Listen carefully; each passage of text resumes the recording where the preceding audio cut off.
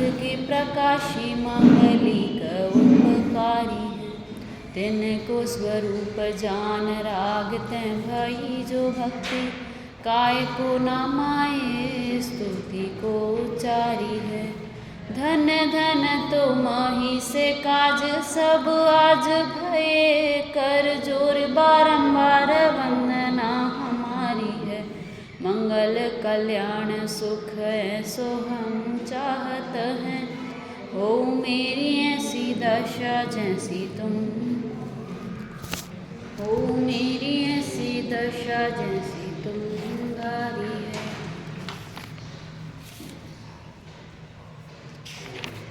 Page number 4 पे चर्चा कर रहे थे, स्टार्टिंग की 2 लाइन पढ़ते हैं। अति पुण्य उदय मम आया, प्रभु तुमरा दर्शन पाया। अब तक तुमको बिन जाने, दुख पाए। इस दर्शन स्तुति में अमरचंद जी ने 3 लेवल बताई हैं कि एक दशा वो है कि जब जीव को भगवान नहीं मिले थे, उसका वर्णन किया है कि जब भगवान नहीं मिले तो जीव की कैसी कैसी अवस्था हो रही थी कि अनंत दुख इस जीव ने पाए। जगत को निज जानकर, सर्वज्ञ भाषित जगत हित कर, धर्म नहीं पहचान कर। भवबंध कारक सुख प्रहारक, विषय में सुख मान कर। निज पर विवेचक ज्ञानमय, सुख निधि सुधा नहीं पान कर। यहाँ तक क्या बताया था कि जब तक उस जीव को भगवान नहीं मिले तो उसकी दशा कैसी थी। इसके बाद बताया जब भगवान मिल गए, कब कि तब पद्मम उर्मे आए, लखी कुमति विमोह पलाए। भगवान को देखकर उस जीव के कैसे क्या हुआ, मिथ्या ज्ञान और मिथ्यात्व और मिथ्या ज्ञान चला गया और सम्यक ज्ञान और सम्यक श्रद्धा प्रकट हो गई। ऐसे करके पूरी स्तुति को 3 भागों में बांटा है। कैसा समझ में आ गया होगा कि एक कंडीशन वो कि जब भगवान नहीं मिले थे, एक जब भगवान मिल गए और उसके बाद फिर मुनि दशा उस जीव को आके वो मोक्ष में चले जाते हैं। श्रावक, सच्चा श्रावक वही है जिसको मुनि बनने की भावना होती है। जैन दर्शन में जो चारित्र है वो 2 प्रकार से वर्णित है।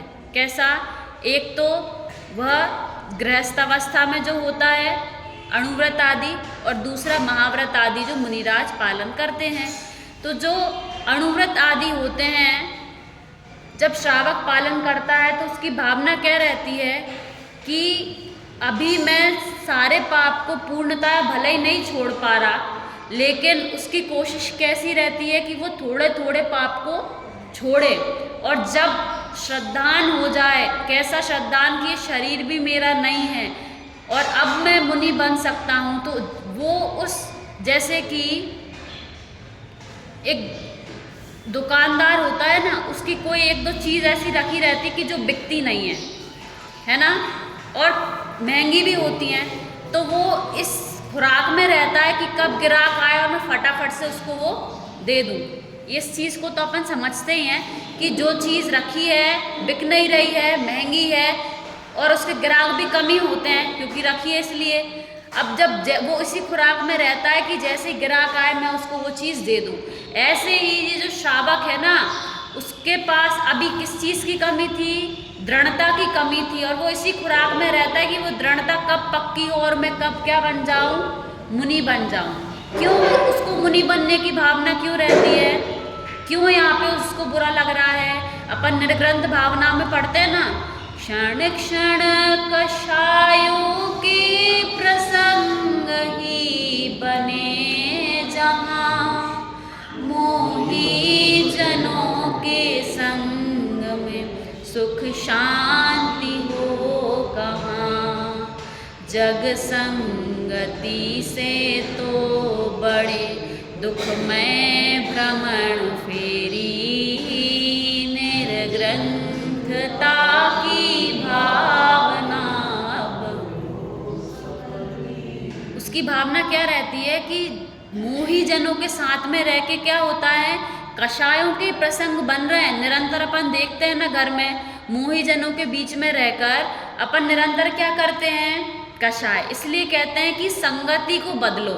जिनके संग में आप रहोगे आपके परिणाम कैसे रहेंगे, निरंतर वैसे ही रहेंगे। तो संगति बदलने का ये फायदा होता है। अब मोही जनों के बीच में वह जीव रहता है तो कैसे कषायों के प्रसंग निरंतर बनते रहते हैं। तो क्या कह रहे हैं कि जग संगति से तो बड़े दुख में भ्रमण फेरी। ये जो मेरा जो भ्रमण चल रहा है वो किसके कारण चल रहा है, परजीव के कारण, संगति के कारण।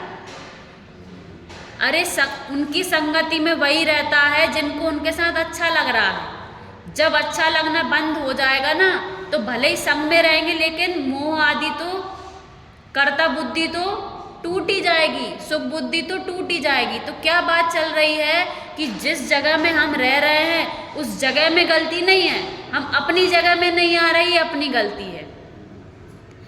तो जो श्रावक है वह निरंतर मुनि बनने की भावना करता है, उसको मोही जनों के बीच में अच्छा नहीं लगता। अपन ने देखा ना कि मोही जनों के बीच में रहकर क्या हो रहा है, निरंतर किसके प्रसंग बनते हैं, कषायों के। आप कितने ही कोशिश कर लो बचने की, काजल की कोठरी में जो जाएगा वो गोरा होके आएगा कि काला होके, काला ही होके आएगा। तो मोही जनों के बीच में निरंतर किसके प्रसंग बनते हैं, कषायों के प्रसंग बनते हैं। तो जो श्रावक है जो मोक्ष जाने की भावना रखता है वो सत्संगति की भावना रखता है। वो कैसी भावना रखता है कि मैं धर कर दिगंबर रूप कब 8-20 गुण पालन करूं, 2-20 परिचय सह सदा शुभ धर्म 10 धारण करूं। उस श्रावक को, उस मोक्ष मार्गी जीव को इन सुविधाओं से अच्छे वो 22 परिचय लग रहे हैं। देखो कंपैरिजन कि यहाँ पे उसको 5 इंद्रियों की सारी चीज़ें बिल्कुल प्रॉपर हैं घर में, तब भी छोड़ के वहाँ क्यों जाना उस जीव को अच्छा लग रहा है, क्योंकि वहाँ मेरा उपयोग खराब हो रहा है। वहाँ रहकर, घर में रहकर, पंच इंद्रियों के विषयों में रहकर मैं अपने में अपनी आत्मा को नहीं देख पा रहा हूँ, और अपनी आत्मा को नहीं देखने से ये संसार परिभ्रमण चल रहा है। इस संसार का नाश करने के लिए ये सब छोड़ना ही पड़ेगा, पंचेंद्रिय के जो विषय हैं उनको छोड़ना ही पड़ेगा। और क्या करना पड़ेगा, मुनि दशा धारण करनी पड़ेगी। तो मुनि दशा के लिए ऐसी मुनि दशा की भावना वो निरंतर रखता है। देखो ये 4 लाइन मैं आपको पढ़ के सुनाती हूँ कि कैसी उसकी वो भावना होती है। जड़ वस्त्रों से तन सुंदर रागी लोगों को दिखता है। क्या कहा, जड़ वस्त्रों से तन सुंदर रागी लोगों को दिखता है, पर सच पूछो इसके अंदर आत्म का रूप से सकता है। जब बायम मोक्षु भेष धार ज्ञानांबर को धारण करता। क्या कहा, जब बायम मोक्षु भेष त्याग ज्ञानांबर को धारण करता, अत्यंत मलिन ज्ञानांबर, अत्यंत मलिन रागांबर तज। वो जो श्रावक है ना वो क्या बोल रहा है, क्या भावना भा रहा है कि ये जो वस्त्र है ना, वस्त्र, इससे तन सुंदर तो किसको दिखता है, रागी लोगों को तन सुंदर दिखता है। पर जो जिसका मुंह चला गया ना, जिसने संसार का स्वरूप देख लिया, उसकी क्या भावना है, क्या है, जिसने संसार का स्वरूप देख लिया कि ये जो जड़ वस्त्र है, इस शरीर को लालन पोषण करना, कुछ भी करना, ये कैसा है, व्यर्थ है। क्योंकि शरीर में हमारी स्थिति कितने समय की है, कुछ समय की तो है। ये जो पर्याय है, पर्याय का स्वभाव क्या है, परिणमन करना, बदलना। तो अपने सोचने से रहेगी क्या ये, या इसको सजाएंगे, कितना भी सजा लो, कितने क्रीम पाउडर लगा लो, कितने आप ऑपरेशन करा लो, कितनी स्किन टाइट करा लो, बच्चा ही बना रहेगा या जवान ही बना रहेगा क्या? ये फेशियल कराने से स्किन टाइट हो जाती है क्या? अरे ये परिणाम ही नहीं होने चाहिए, पता है? जो सफेद बाल से वैराग्य आने चाहिए, हम उनको क्या कर लेते हैं? इस शरीर को कैसा करना चाहते हैं कि ये कैसा बना रहे? ये मूर्खता है कि सज्जनता है? बताओ। मूर्खता है, क्योंकि परिणमन करना हर द्रव्य का स्वभाव है और उस परिणमन को स्वीकार करने की बात बताई है। हम निरंतर सुबह से शाम इस शरीर को वैसा का वैसा रखने में लगे हैं। हो सकता है क्या ये वैसा? कभी नहीं होगा। हम निकल जाएंगे इस शरीर से, ये यहीं रह जाएगा। ये परिणाम संसार में रहने के, इस शरीर में रहने के, निरंतर अपन यही तो परिणाम करते हैं, इस शरीर बना रहे, हम बढ़िया से यहीं रहें। ऐसा हो सकता है क्या? अरे भेद विज्ञान करना है ना, भेद विज्ञान करो कि यहाँ रहते हुए भी मैं इसमें नहीं रहता, इसमें रहते हुए भी मैं कहाँ रहता हूँ? मैं मेरे में ही रहता हूँ। मेरा काम मात्र जानना देखना है। ये अभी स्वीकार कर लेंगे तो समाधि मरण अच्छा होगा। अभी हम इस शरीर में अच्छे से रह रहे हैं, इंद्रियां अच्छे से काम कर रही हैं, तो काम अभी करने लायक है। जब ये इंद्रियां शिथिल हो जाएंगी तब कुछ होश नहीं रहेगा अपन को। तो क्या कह रहे हैं कि जो श्रावक है वो निरंतर किसकी भावना रखता है? मुनि बनने की भावना रखता है। क्या भावना रखता है? कि इन लोगों के बीच में, संयोगों के बीच में रहकर क्षण क्षण किसके प्रसंग बनते हैं? कषायों के प्रसंग बनते हैं। मुझे यहाँ रहना अच्छा नहीं लग रहा है, मुझे कहाँ रहना है? धर कर दिगंबर रूप कब 8-20 गुण पालन करूं, और मैं कहाँ रहूं? मुनिव्रत धारूं वन जाकर। और देखते हैं, देखो उसकी आगे भावना क्या होती है। कल अपन ने क्या देख लिया था कि 12 जो तप हैं मुनिराज को सुखद लगते हैं कि दुखद लगते हैं? सुखद लगते हैं। क्यों लगते हैं? क्योंकि जो तप है ये संवर निर्जरा का कारण है, और बिना संवर निर्जरा के, बिना नाव से पानी निकाले नाव पार नहीं हो सकती। बिना कर्म को घटाए, बिना कर्म को पूरी तरह खाली किए ये जीव मोक्ष में नहीं जा सकता। तो वो तप सुखद लगते हैं उनको, क्योंकि वो संवर निर्जरा के कारण है। और संवर निर्जरा किसका कारण है? मोक्ष का कारण है। जो मोक्षार्थी जीव है उनको तप कैसे लगते हैं? सुखद लगते हैं। नितबंध आश्रव परिहर। आश्रव के वेद अपन ने कल देखे थे, कोई बताएगा कौन कौन से? मिथ्यात्व, अविरति, प्रमाद, कषाय और योग। ये जो पहला जो कारण है ना, मिथ्यात्व, ये सबसे भयंकर कारण है। ये जो जाने के बाद ये तो आसानी से चले जाते हैं। हमें चोट अभी किस पर करनी है? उल्टी मान्यता पर चोट करनी है। कल हम रास्ते से आ रहे थे तो बचाने के लिए अपन गॉगल्स लगा लेते हैं ना, कि धूप होती है गॉगल्स। तो मेरे को एक ऐसा उदाहरण ख्याल में आया कि जैसे अभी धूप है, बहुत तपती धूप में अगर अपन गॉगल्स नहीं लगाते तो अपनी आंखों में वो क्या करती है? चुभती है। और अपन गॉगल्स लगा लेते हैं तो क्या होता है? अपनी आंखों पर उतना इफेक्ट नहीं पड़ता धूप का। ऐसे ही जिसकी आंखों पे मिथ्यात्व का चश्मा लगा है ना, उसको संसार की कड़कती धूप कैसी लगती है? अच्छी लगती है। उसको ये सारी चीजें कैसी लग रही हैं? उसको समझ में ही नहीं आ रहा कि बाहर क्या है, धूप है। क्यों? क्योंकि उसने गॉगल्स लगा रखे हैं। ऐसे ही हमने मिथ्यात्व है ना, मिथ्यात्व ने अपने श्रद्धान को कैसा कर रखा है? विपरीत कर रखा है। तो अपन को बाहर की चीजें कैसी लगती हैं? जो स्वभाव है ना वो तो ख्याल में नहीं आता। जैसे कलर का चश्मा लगाए ना, वैसा वैसा ख्याल में जीव को आता है। तो ये जो मिथ्यात्व है ना, इतना खतरनाक है, क्योंकि बाहर धूप होते हुए भी ये क्या दिखा रहा है आपको? छांव दिखा रहा है, उल्टा दिखा रहा है। ऐसे मिथ्यात्व है जो आश्रव का कारण है ना, इसको छोड़ने की बात आचार्य देव करते हैं। आगे क्या लिखा है? अरुरोकी नूतन कर्म संचित कर्म रिपुको निर्जरु। नए कर्म को तो आने नहीं देना। क्या कहते हैं इसको? संवर। नए कर्म नहीं आने देना और पुराने कर्मों की क्या करना है? निर्जरा करनी है। देखो फिर आगे क्या लिखा है, कब धन्य सुअवसर पाऊं, जब निज में ही रम जाऊं, करता दिक भेद मिटाऊं।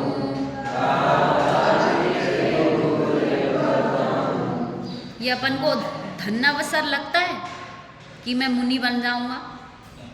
लगता है क्या धन्य अवसर? जिस दिन धन्य अवसर लगेगा ना उस दिन अपने अहोभाग्य होंगे। अभी अपन को कैसा लगता है कि हम कैसे रहेंगे, कैसे क्या होगा, लेकिन क्यों लगता है? क्योंकि अभी अपन को इस शरीर से एकत्व ममत्व है ना, शरीर से है, अपने संयोगों से है। जिस दिन उनसे विरक्ति का परिणाम आएगा ना उस दिन अपन को ये अवसर कैसा लगने लगेगा?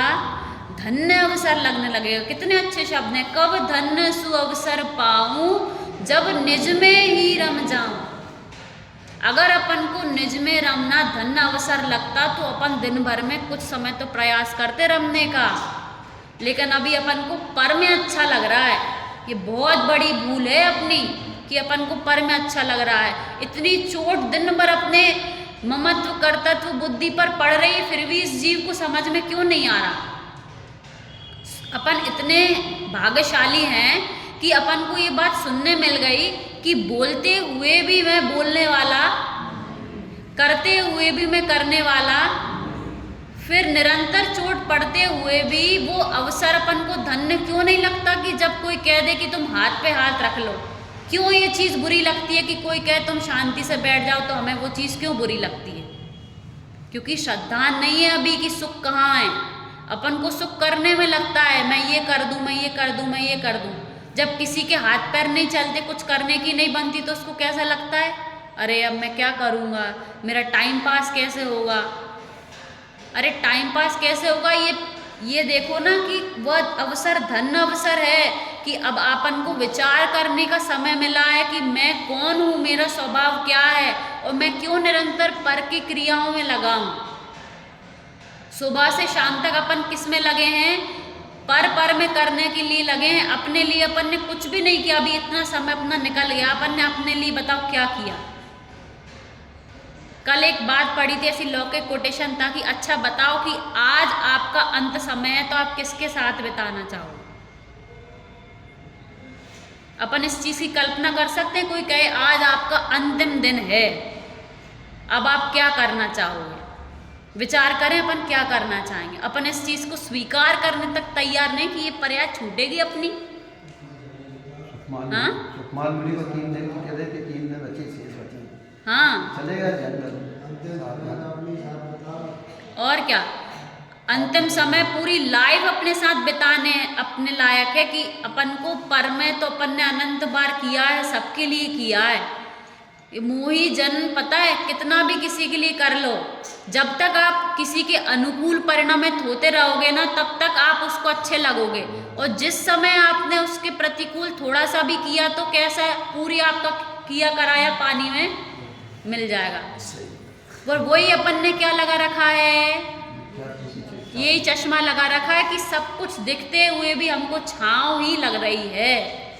अपन को ये स्वभाव ख्याल में नहीं आ रहा कि हम जिनके लिए कर रहे हैं वो सब हमको संसार में डुबाने वाला है। जो कर्ता बुद्धि है ना वो संसार में डुबाने। इसका मतलब ये नहीं कि हम अपने कर्तव्यों से पल्ला झाड़ लें, ये नहीं कहा। हाँ, ये सब है वो किसकी टोली है? ठगों की टोली है। तो उसके लिए अपन भी तो ठग हैं। अपने लिए दूसरा ठग है तो दूसरे के लिए अपन भी ठग हैं। सब ठगी ठग हैं। तो क्या विचार करना? अपने कर्तव्यों से नहीं भागना। जैसा अपना वो कर्तव्य है ऐसा ये भी तो कर्तव्य लगना चाहिए। जितना समय अपन वहाँ दे रहे हैं उससे थोड़ा भी समय अगर अपन इस कर्तव्य के लिए देंगे तो संसार का किनारा क्या आ जाएगा? नजदीक आ जाएगा। क्या बात चल रही है? कब धन्य सुअवसर पाऊं, जब निज में ही रम जाऊं, करता दिक भेद मिटाऊं, कर दूर रागा दिक निरंतर, आत्म को निर्मल करूं,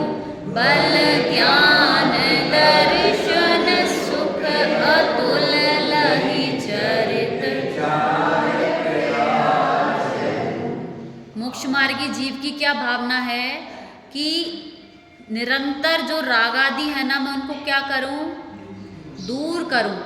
क्योंकि जितने जितने राग आदि कम होते हैं उतनी उतनी वीतरागता क्या होती है, बढ़ती है। जैसे पहला गुण स्थान में राग आदि ज्यों के त्यों है तो वीतरागता है क्या, नहीं है।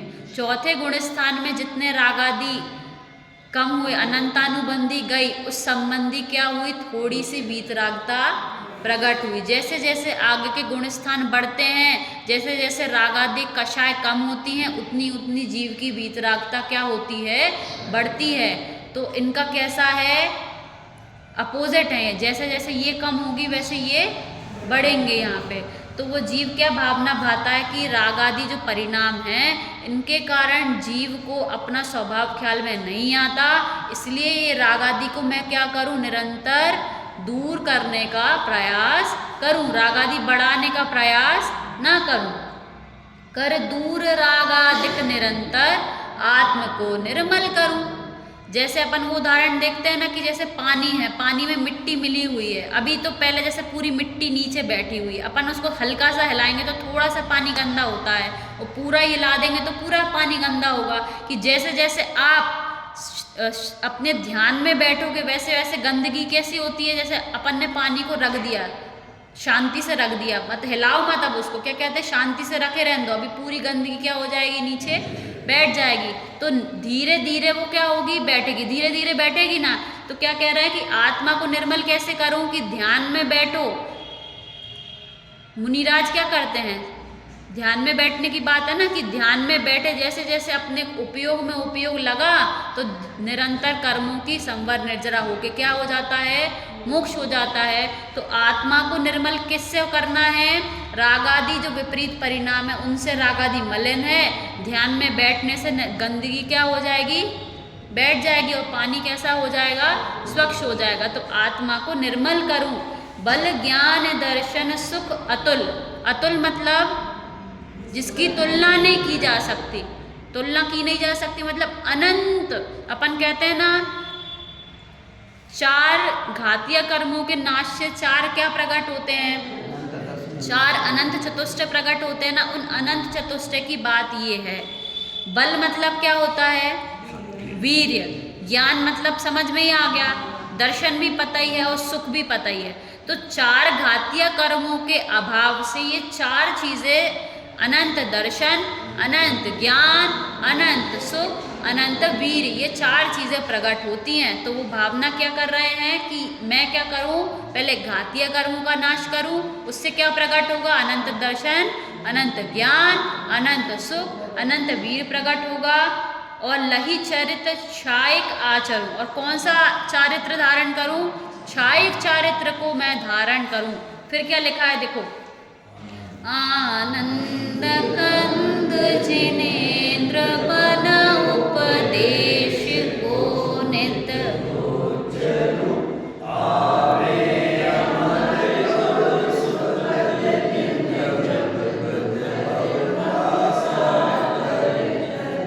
क्या कह रहे हैं कि मैं आनंद का कंद, आनंद का कंद, कंद मतलब क्या होता है, भंडार, आनंद का भंडार स्वरूपी जो आत्मा है ना, उसका ध्यान करके, उसका विश्वास करके मैं कैसा बन जाऊं, जिनेंद्र बन जाऊं।